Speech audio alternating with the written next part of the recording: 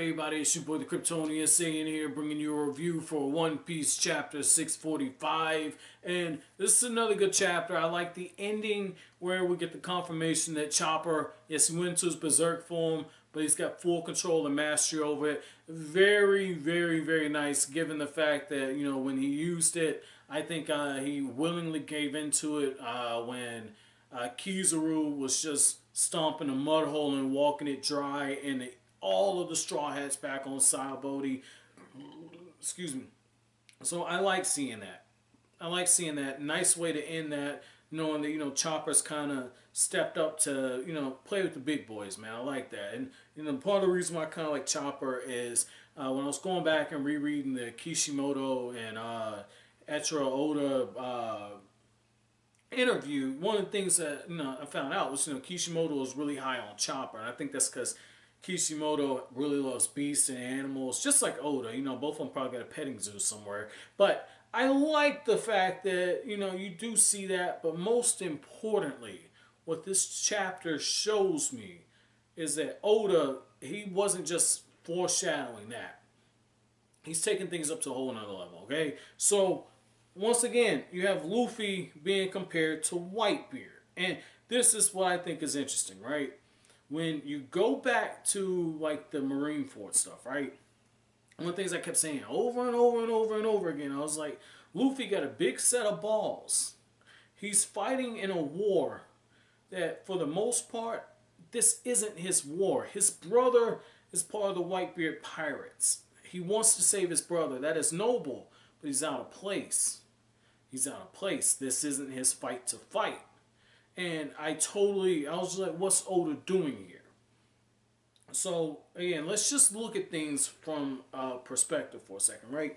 Luffy has been doing legendary shit, okay? Legendary shit. Luffy goes to Annie's lobby. Tells Usopp to shoot the flag, okay? Tells Usopp, shoot that shit down, and then he proceeds. I had to silence my phone. And then he proceeds to take down the government work dogs who are CP9. Takes them down, takes down Rob Lucci, one of the baddest of the bad, right? He takes down Rob Lucci. Okay, he then goes to Impel Down, the one place pirates don't want to go to. Luffy frees all the fucking prisoners, whips the warden's ass, and then goes to Marineford and causes the hell that he did. But when he makes it to Marineford, what does Luffy do? He walks up to Whitebeard and he stands to him like he's an equal. He stands up to him like he's an equal. Completely idiotic. Their power was nowhere near that. And now in this flashback, okay, in this flashback, after the person says, we need to trust in him like how we trusted in Whitebeard. And they say, are you crazy? There's a split going on. It's because you can't see greatness when it's first unfolding, okay? I'm going to give you a perfect example, right? Like, I love watching LeBron James play, but at the same time, I can't fucking stand his fans because most of them are dick riders that don't know anything about basketball, right? So just bear with me for a second, right? A lot of them use analytics and all that stuff, but when you tell them to break it down using the eye test, they're fucking lost, okay? And so the reason why I bring that up is when I was watching LeBron when he first came in the league, you knew he's got a chance to be special, but you didn't think it was going to be anything like this. You didn't think that the dude would, I think, what's he in, 7 finals? Some shit, like I think he's been to 7 NBA finals, whatever the fucking number is. He's been to a shit ton of them, right? But when they started out playing him at shooting guard, and you're looking, and it's just like he's a little skinny, you know, ain't got his grown man body yet, can't really shoot, horrible footwork. The guy shrinks in the big moments, can't hit free throws. If you would have told me way back in 2003 this kid would have would have won a championship, right? I would have laughed my ass off, okay? Like, it was like it ain't happening. Let alone he was going to be the best player on the planet. It wasn't going to happen. But that's because at the time I couldn't see it. That's what's going on at Fishman Island. At the time they can't see it. But I bet Luffy gets their attention when he breaks that fucking ship. I like Oda's doing that. I don't like what that ship symbolizes. I don't like what Fishman Island symbolizes. And I like the fact that Charlie, the same person who had that prophecy, is sitting there telling the kids, like, don't listen to them. They're telling you all this stuff about humans and people. We have to look with ourselves, with our own eyes, see what's going on above the island. We have to see what's going on with these humans who are fighting the Fishman pirates. Come to your own conclusion. And that's the thing I've been saying over and over and over. In order for us as people to move past hatred and discrimination and all this other stuff, we have to be able to step outside of our comfort zone, our preconceived notions, and see things for what they are. We have to be willing to give everything an honest look. Because when that happens, we'll be able to fully progress forward. And the problem is a lot of older people, they aren't able to do that because it's too set in their ways. Which is why I like how Oda had the younger generation looking, because that's where it starts. Like, everything starts with a seed. Everything starts with a seed. You gotta water it. You gotta water it, you gotta care for it, you gotta give it everything it needs, and then that seed eventually becomes a tree. But whereas with the tree at some point you gotta chop that damn thing down. It's just like with the older generations. At some point you just gotta give up on them. At some point it's like they are what they are, you can't change it, but you can change that next generation coming up. So I like what Oda did there. But if he's going to do this, if Luffy is going to destroy a ship that King Neptune said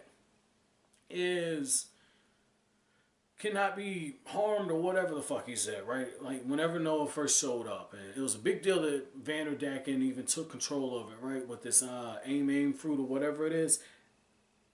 If Oda's going to do that, don't just stop there. Because even Charlie was thinking back to a prophecy. Have Luffy burn this bitch down. Get everyone off the island and let him be the last person walking off of Fishman Island, but destroy this damn thing. Just flat out destroy it. Flat out destroy it. It's the right thing to do. It's probably going to piss off a lot of people on the island. That's the only home that they know. Fishmen and mermaids and people they don't have a great relationship. If they go on the surface, there's a chance that somebody's going to try and capture them, just like the guy that had that mud fruit that they brought down there to Fishman Island. He stole some of the mermaids. I mean, you're taking a risk, but that's why they call it a leap of faith. And most importantly, Nami has that fucking document that the Queen Otohime got. Take that shit, demand a seat at the Reverie, demand a seat there, okay? Demand a seat at that bitch. And hammer out and don't leave. Don't leave. You have nowhere else to go to. And when people are in that position where there's nowhere else to turn, those are the most dangerous people, because they have everything to gain and they've already lost everything. So when it gets to that point, those can be some of the most persuasive people. So I say, do the ballsy thing. Don't skirt around this. Have Luffy, and the only thing I think Oda's doing this, because Shirahoshi said, well, Luffy, Sir Luffy's injuries are just too great and they're ailing him. Nah, fuck that. Fuck that. Destroy the ship. And this is the other problem I have with this chapter, right? And I like the chapter. I like the chapter a whole hell of a lot. So I say the other problem I have, the first problem is, if Oda's going to do it, go all the way.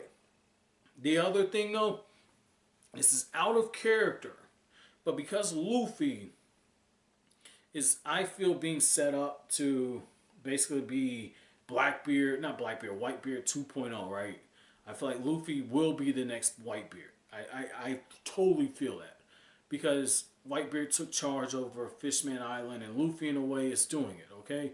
Like, Luffy, in a way, is doing it, okay? So, this is my thing. Right? Like, I think some person that does sweets or some shit runs Fishman Island now. But this is my thing, okay? Burn this bitch down. Have Luffy do it. put Fishman Island on the right course. Put Fishman Island on the path where it needs to go. But at the same time, when you have Luffy with Vanderdecken, fuck it. Let the Fishman deal with him. Let them deal with him, okay? That's their right. But when it comes to Hody Jones, I don't like what Oda did in this. Luffy didn't kill him. Like, I get it. Luffy don't kill. Like, Zoro, like, I will say this about Zoro, right? Especially this post-time skip Zoro, the one that's taking hostages without even thinking. Zoro would have killed the dude. And I don't know, maybe I'm backing off a little bit, because Zoro probably could have killed him the first time they fought on the water. I think like chapter 613, 614, it wasn't that long ago. But Zoro probably could have killed him if he wanted to, but he was underwater, so I'm just giving him a little bit of a cop-out on that. But this is my thing, right? He can't be allowed to live. Okay? Like, I get it. Luffy, when he defeats people, you know, you guys told me, I think I took a similar stance with, shit, who was it? Was it Anel? Somebody in box set 2. Somebody in box set 2. But, you know, you guys said, nah, man, Luffy don't do that. Luffy can't kill people. You know, Luffy's whole thing is if, you know, he defeats them living knowing they can never accomplish their dreams is the... No, fuck that. He has to go. Because when Fukaboshi said, we can't move past our past or be a slave to our past, whatever the quote was, Hody Jones is the remainder of that. He needs to go. Needs to die. And it gets into literature where one of the things that's always brought up is that when you kill, you don't want to kill too much. You don't want to kill too often. But at the same time, when deaths are made, it has to be justified. But on the same token, when a main character, one who has a pretty good moral compass like Luffy, has to kill, the death needs to mean something. The death cannot be cheap. This is setting Luffy up for that. It's setting Luffy up for it. You have the symbolic death of Fishman Island and all the hatred, okay? Blow up the ship, burn down the island, kill Hody Jones. And he should have did it with that Gear 2 armament, flame fist pistol. I think he called it Red Hawk. Like, he should have took him out there. But the fact Luffy goes into Gear 3 and keeps hammering on him, and he's saying, oh, you're a durable bastard. You know, he would have had a 9-figure bounty, okay? Like, I get it. I get it. You want to build him up. You want to show what Luffy can do. This dude should have died. Now, speaking of death, okay? I like the other theme in this. And I really like the fact that Brook got a chance to step up. Because Brook says, hey, man, you haven't died before. Like, you see me, I'm a fucking skeleton, revive fruit. I think I know a thing or two about dying. And it's just like, yeah, I'm pretty sure. But Brook is looking and he's saying, those are your men. You've lost. Give up. Why are you killing them? Why are you killing your own men? That's not right. And he says, when you die, there's nothing left behind. That's not true. And I like the fact that Brook is just hammering this in. He's standing up at the same time that Madam Charlie is telling everyone, telling the new generation, judge for yourself. Watch these pirates and come to your own conclusion. This is beautiful. Because it's literally showing what I've been saying for a while. Luffy and the Straw Hats, when they go to all these different islands, they slowly change the perception of what it means to be a pirate. And it's so ironic because I think it's Kid, I think it's E something Kid. But the thing with Kid is he's what a pirate's supposed to be. The dude pillages and kills and does everything, right? Blackbeard, same thing. Luffy and the Straw Hats, I almost want to say they're an aberration, but that's not the word I'm looking for. They're an exception to that rule. And so that's the whole thing. I think that by showing that flashback and showing it in detail, how everyone's freaking out over the fact that Whitebeard was there and they're saying, oh no, I won't kidnap another mermaid again, I won't sell another fishman again. Whitebeard was doing the same damn thing that Luffy was doing. He was going there and he was following his own compass and was doing the right thing. He was doing what he deemed to be the right thing.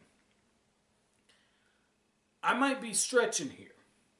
Might be stretching, but I mean, like I said, I felt like this in Marineford, but I don't know how the warlord shit is gone. I'm thinking like this, the warlords are given the title by the world government, and I think like, because those are the lapdogs, right? Like, that's why Jinbe taking up the title and everything, that's why that was a big fucking deal.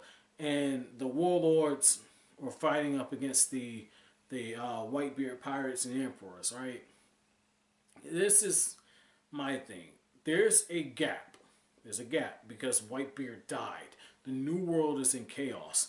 The Straw Hats are coming. They were prophesized to be the rookie generation that shows up that was going to bring bloodshed to the new world, right? Well, Luffy's here. Luffy's going to create that stability. It's going to raise hell while he does it. It's going to raise hell while he does it. But at the same time, he's got, what, 2 years to... He's got some time, man. He's got some time. He's got some time, you know, to where he's got to catch up to everyone else. But at the same time, the fact that he's being brought up in the same breath as Whitebeard, Oda's going there. I don't know how. I'm clearly missing something, because I mean, I can tell like the warlords and the emperors are on opposite ends of the fence. The wild card in all this is he's the revolutionary's leader's son. He's Dragon's son. Nico Robin's there. She's got the end with Dragon. Nami has that connection with the big chick. Shit, what's the chick's name? Lola. She has a connection with Lola from Thriller Bark, and it's got the VV paper and everything. We don't know who Luffy's mom is. Let's just say that, you know, Luffy and Lola ain't fucking related or some shit, and that VV paper, because again, I think that's going to take Luffy to Dragon. So, I mean, it's lining up. It's lining up. Luffy could either go the traditional route because Whitebeard was the person that the world government said was going to be making Ace the next king of the pirates, and they were so worried about that. Whitebeard was Roger's rival. Luffy's being compared to Whitebeard. Ace was his brother. The setup is there for Luffy to be king of the pirates because too much has been passed on to him. But that's the whole thing. The parallels are there. The parallels are there. I just don't know where I don't know where Oda's going with Luffy. And it frustrates me because I feel like this is what's happening, right? I feel like I have not breadcrumbs. I feel like I have cheese. I feel like I have bread, but I don't know what meat you want on the sandwich. But that's where I feel like I'm at right now. So my chapter question to you guys is, what are your thoughts about the fact that Luffy was being compared to Whitebeard? What were your thoughts on that? Do you think that I'm going a little too far in saying, you know, Luffy is on the path to taking Whitebeard's place? But as always, guys, if you like anything I had to say, don't forget to comment, rate, subscribe, share. Thank you so much for watching the end of the video, guys. Have a